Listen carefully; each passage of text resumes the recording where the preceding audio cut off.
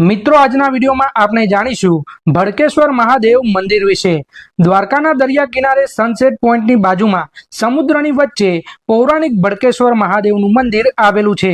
આશરે 5000 વર્ષો પહેલા અરબી સમુદ્રમાં એક શિવલિંગ પ્રગટ થયું હતું। આજે તે શિવલિંગ શ્રી ભડકેશ્વર મહાદેવ મંદિરના નામે જાણીતું છે।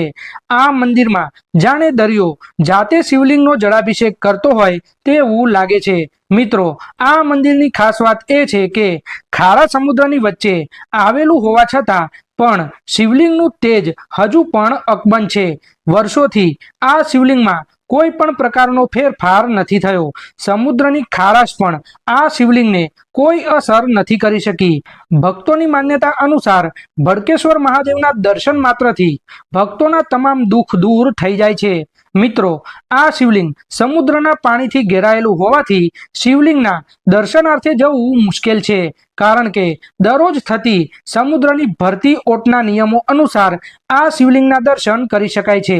મિત્રો જો તમને વિડીયો પસંદ આવ્યો હોય તો લાઈક કરીને શેર અચૂક કરજો।